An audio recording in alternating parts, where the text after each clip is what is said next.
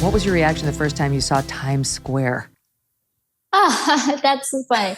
So there's a very always the North Korean keeps saying we are gonna make American bastards their land into sea of lights, right? By the bombing them with a nuclear weapon. And the first place that I landed to after going to mission schools in Texas, I came back to write the book was they took me a bus from DC, that's some Chinese bus, and landed me to a Times Square.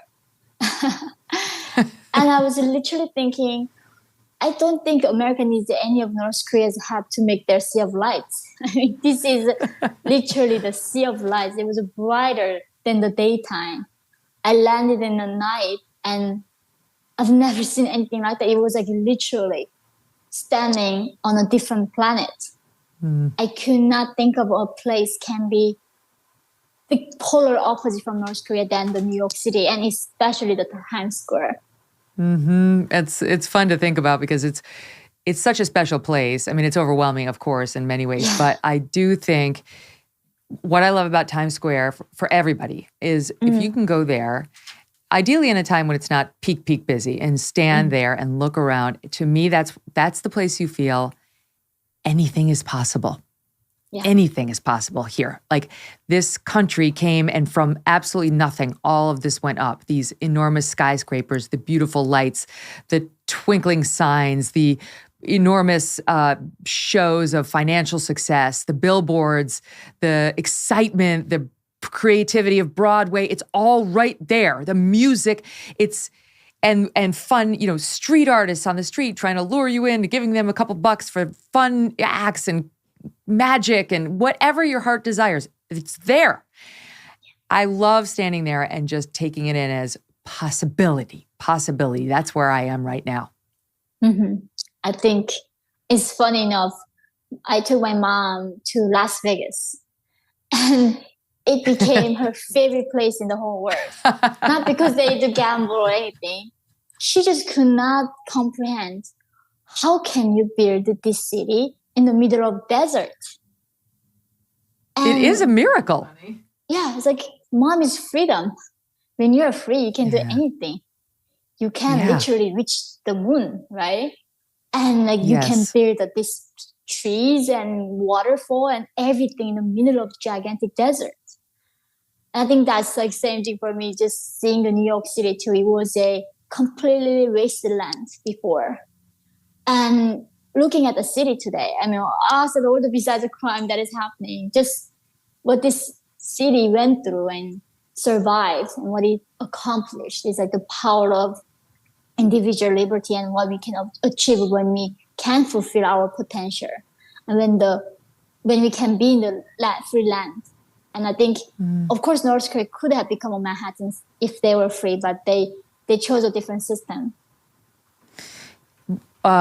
Is there anything you're still doing now? Like old habits die hard, like only one square of toilet paper or something that you don't, so is there anything that you've carried over with you?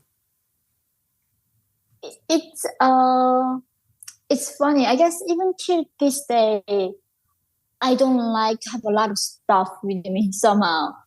I don't know. It's somehow with the food, right? It feels like if I'm somehow committing a crime if I waste food. And speaking of Vegas, you must have died when you saw those huge buffet, all you can eat. Everything's to excess. That's my favorite. The buffet is my favorite. And this is a same thing. So my son is 5 years old. His dad is not tall at all. He's 5'6", very short. I mean, average, right? But my son is 99 percentile child in the height and weight and everything. Oh.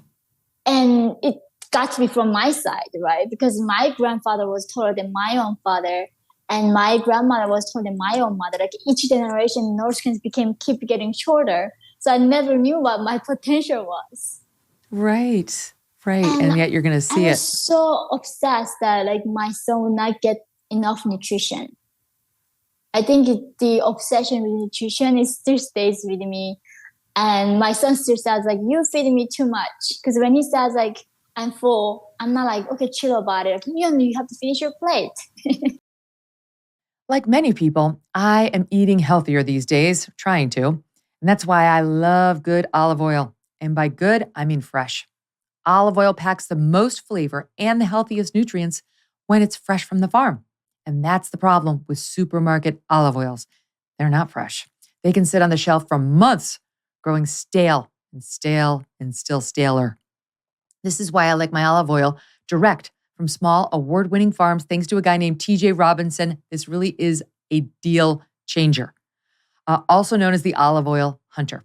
When I tasted TJ's farm fresh oils, I fell in love with their vibrant grassy flavors. They're delicious on salads, veggies, pasta, fish, meat, you name it. As an introduction to his fresh pressed olive oil club, TJ's willing to send you a full-size bottle worth $39 of one of the world's finest artisanal olive oils for just $1 to help him cover shipping. Best of all, there's never a commitment to buy anything, and you can cancel your membership at any time. Get your free $39 bottle for just $1 in shipping and taste the difference freshness makes. Go to harvestfreshnow.com. harvestfreshnow.com for a free bottle and pay just $1 in shipping. harvestfreshnow.com. Hey, thanks so much for watching. If you like what you just saw, hit the subscribe button for more clips and full episodes.